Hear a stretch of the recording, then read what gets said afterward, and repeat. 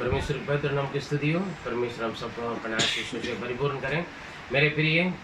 और आज ये भी इस संदेश के द्वारा आप लोगों से मिलने के लिए प्रभु ने दिया हुआ मौका को हम धन्यवाद देते हैं। और पिछले 2 हफ्ता से हमने देखे आ रहे हैं। और सबसे पहले हमने देखा है उद्धार पाना है। और पिछले संदेश में हमने देखा है वचन को सुनना और ग्रहण करना। आज यह पार्ट 3 या तो हम सोचेंगे तीसरा एक भाग में हम जा रहे हैं, मन फिराना और बपतिस्मा लेना। मन फिराकर बपतिस्मा लेने के बारे में ये बहुत ज़रूरी है, जो हम विश्वास की जीवन में हर एक विश्वासी के लिए और अनंत जीवन को जाने वालों के लिए मेरे प्रिय बहुत ज़रूरी है। काफ़ी लोग विश्वास करते हैं, वचन सुनते हैं और यीशु को अपनाते हैं, लेकिन बपतिस्मा नहीं लेता है ना। बपतिस्मा लेना ही हमारा विश्वास को हम क्या करते हैं, हम अंगीकार करते हैं।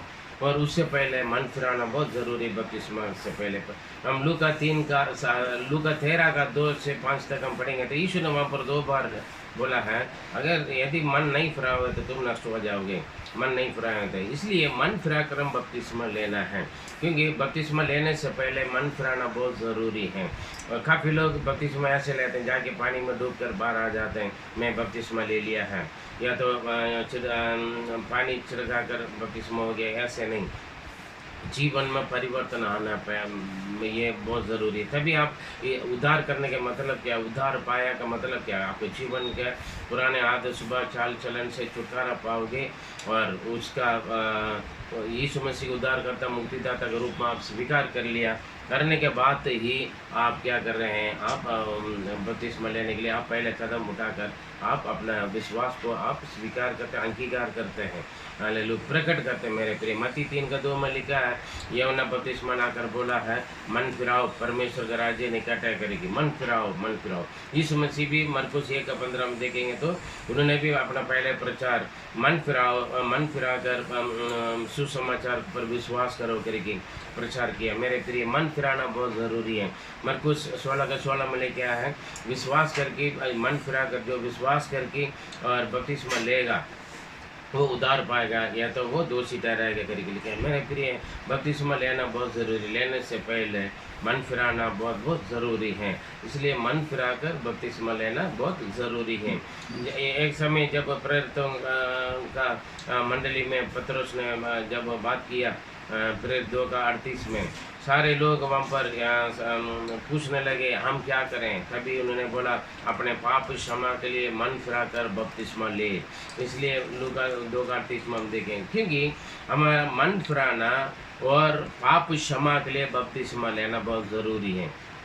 अगर हम मन नहीं फिराएंगे, पाप करते रहेंगे और हम बपतिस्मा लेने से कोई फ़ायदा है ही नहीं। इसलिए मन फिराकर मतलब बुरी आदत सुबह चाल चलन जो परमेश्वर के वचन के विरोध में या प्रभु यीशु मसीह की आज्ञा के विरोध में जो भी हमारे जीवन में है, उन बातों से हम मन फिराकर और हम क्षमा करके पाप क्षमा के लिए बपतिस्मा लेना बहुत ज़रूरी है मेरे प्रिय। इसलिए बोला यीशु ने कई बार लूका 13 का हम देखेंगे तो मन फिराओ या तो तुम नष्ट हो जाएगा करके लिखा है। और पवित्र शास्त्र में लिखा नीति वचन 28:13 पढ़ेंगे तो हम पढ़ेंगे नीति वचन 28 उसका 13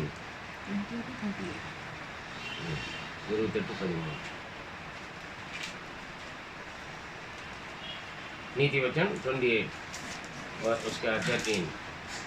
जो अपने अपराध छिपा रखता है उसका कार्य सफल नहीं होता, परंतु जो उसको मन में मान लेता और छोड़ भी देता उस पर दया की जाएगी। देखिए यहाँ पर देखिए, जो अपने पापों को छुपाता है और उनका कोई सफलता नहीं होगा, वो नष्ट होगा करके लिखा है। और लेकिन जो उन्होंने अपने पाप को मानकर हाँ मैं पापी हूँ, ये मेरे प्रिय बहुत ज़रूरी है। काफ़ी लोग पूछते हैं मैं कौन सा पाप किया है, लेकिन परमेश्वर के सामने अपने आप को कबूल करना, हाँ मैं एक पापी हूँ। हाँ मैं हम देखेंगे तो मंदिर में प्रार्थना करने के लिए 2 व्यक्ति गए। एक व्यक्ति ने पहले व्यक्ति ने अपने धार्मिकता के बारे में बड़ा डिंग मार रहा था, लेकिन दूसरा व्यक्ति ने हे प्रभु मुझ पापी पर क्षमा करो, है ना, दया करो करके बोला था, वो उनका दया किया गया है। इसलिए जो अपने पाप को मान लेते हैं उसको स्वीकार करके वो क्षमा मांगकर छोड़ना है। ये नहीं पाप को हम कंटिन्यू हमारे साथ ही नहीं रखना मेरे प्रिय।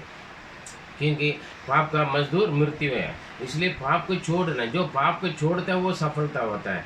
इसलिए जो अपने पापों को जो छुपाता है या ढके रखता है वो नष्ट हो जाएगा, वो आगे नहीं बढ़ेगा, सफलता नहीं होगा। जो अपने पापों को क्षमा मान लेता है और छोड़ देता है वो दया पाता करके लिखा है। भजन संहिता 32 और 1 से 5 में देखेंगे तो जिनका पाप क्षमा किया है, जिनका अधर्म को परमेश्वर ने स्मरण नहीं किया है, जो भी परमेश्वर के विरोध की बात है, जिनका आत्मा में निष्कपट है, वही धन्य करके। जब तक वहाँ पर लिखा भजन संहिता लिखा वहाँ पर, जब तक मैंने इसको छुपा के रखा तब तक मुझे शांति नहीं है। हाँ, तब बहुत सारी बीमारी आएगा, परेशानी आएगा, शांति नहीं होगा। आप अपने पाप को जब तक परमेश्वर की उपस्थिति में मान कर उसको छोड़ोगे नहीं, तब तक आपके जीवन में ना शांति होंगे, ना परिवार में आशीष होगा, ना आपकी शरीर का चंगाई होंगे। बहुत सारे बीमारियाँ, परेशानियाँ, नुकसान है, तकलीफ आ गई। क्योंकि जो अपने इसलिए नीति वचन 28 का 13 में लिखा है, जो अपने पाप को छुपाता है वो सफलता नहीं होंगे। साफ साफ है। अगर आपके जीवन में सफलता होना तो, और मैं एक पापी हूँ करके ग्रहण करके आपका जो शरीर में, मन में, सोच में, विचार में किया सारे पापों को क्षमा मांगोगे। मैं पाप उसको छोड़ना है, ये नहीं उसको करते रहो, माफ़ी मांगते रहो, ऐसे नहीं। जैसे हम हर साल बलि चढ़ाते हैं फिर दोबारा जाकर वही काम शुरू करते हैं, ऐसे नहीं है मेरे प्रिय। यीशु मसीह के पास आने के बाद हमारे जो हमारा जन्म पाप है, कर्म पाप है, या सोच में, विचार में, क्रिया में, शरीर में, या बोली में, या नज़र में, देखने में, किसी भी पाप है, हम उसका क्षमा मांगे, परमेश्वर में हम पर दया करते हैं। जब तक आप छुपा के रखे हुए तो फिर आपका कोई भी काम सफलता नहीं होंगे। रोमियो 3 और रोमियो 6 उसका 3-4 हम पढ़ेंगे तो वहाँ पर लिखा है, जो बपतिस्मा लेने के वक्त जब यीशु मृत्यु हमारे पापों के लिए यीशु मसीह ने मरा है और उसके बाद गाड़ा गया है, तीसरा दिन जी उठा है। जब हम बपतिस्मा लेने के लिए जाते हैं, पानी में जब हम डूबते हैं, यीशु मसीह के साथ हम मर जाते हैं हमारे पापों के लिए। और जब हम बाहर आते हैं, यीशु मसीह के लहू के द्वारा शुद्ध करते हुए हम धार्मिकता के लिए हम जी उठते हैं। क्योंकि बपतिस्मा जो पुराना मनुष्य का पुराना पापी मनुष्य मर जाता है, नया धार्मिक व्यक्ति जिंदा होता करके लिखा है वहाँ पर। इसलिए पढ़ेंगे तो रोमियो 6 उसका 3-4 और कोलोसियर 2 का 12 में लिखे हैं। मतलब जैसे मसीह यीशु ने, परमेश्वर ने यीशु मसीह को जिंदा किया, वैसे हमें भी हमारे पाप के इंसान का मृत्यु छोड़कर हमें जिंदा करते हैं। और विश्वास कर पढ़े रोमियो 6 उसका 3-4। क्या तुम नहीं जानते कि हम सब जिन्होंने मसीह यीशु का बपतिस्मा लिया, उसकी मृत्यु का बपतिस्मा लिया, अतः उस मृत्यु का बपतिस्मा पाने से हम उसके साथ गाड़े गए, ताकि जैसे मसीह पिता की महिमा के द्वारा मरे हुए से जिलाया गया, वैसे ही हम भी नए जीवन की सी चाल चलें। इसलिए मेरे प्रिय, पापी इंसान जो बपतिस्मा लेते हैं उस वक्त मर जाता है। जब हम पानी से बाहर आते हैं, हम एक नया इंसान बनकर आते हैं। उसके बाद पाप हमारे जीवन में प्रवेश करने के लिए अनुमति नहीं करना है।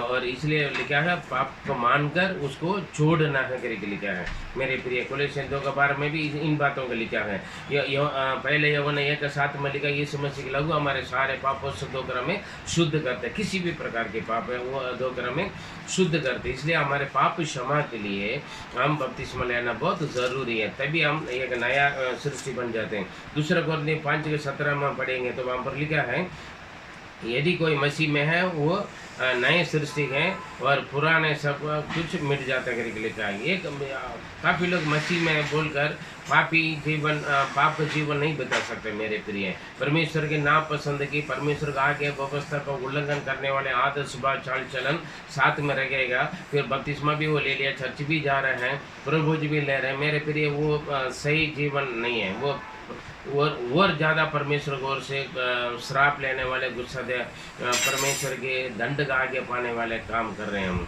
इसलिए हमारे पाप क्षमा के लिए यीशु मसीह के लहू हमारे सारे पापों से धोकर हमें शुद्ध करते हैं। यदि आप प्रभु में, यदि आप मसीह में हैं, आप नया सृष्टि हैं। पुरानी जितने भी आदत, सुबह, चाल चलन वो सब कुछ खत्म हो जाता है। नए इंसान बनकर आप मसीह के साथ अपने जीवन बिताते हैं और अनंत जीवन की ओर, परमेश्वर के राज्य की ओर आप आगे बढ़ते हैं मेरे प्रिय। ये नहीं ना जात ना धर्म बदल रहे ना नाम बदल रहे हैं, ये सब बदलने से कुछ नहीं होता जब तक आपके जीवन की परिवर्तन नहीं हुआ। इसलिए जीवन के परिवर्तन आ जाते हैं मेरे प्रिय। कौन सी बातों से हम परिवर्तन हो सकते हैं? एफेसियन 2 उसका 1 से 5 पढ़ेंगे। उसने तुम्हें भी जिलाया जो अपने अपराधों और पापों के कारण मरे हुए थे, जिनमें तुम पहले इस संसार की रीति पर और आकाश के अधिकार के हाकिम अर्थात उस आत्मा के अनुसार चलते थे जो अब भी आज्ञा ना मानने वालों में कार्य करता है। इनमें हम भी सबके सब पहले और अपने शरीर की लालसाओं में दिन बिताते थे और शरीर और मन की इच्छाएं पूरी करते थे और अन्य लोगों के समान स्वभाव ही से क्रोध की संतान थे। परंतु परमेश्वर ने जो दया का धनी है, अपने उस बड़े प्रेम के कारण जिससे उसने हमसे प्रेम किया, हम सब अपराधों के कारण मरे हुए थे तो हमें मसीह के साथ जिलाया।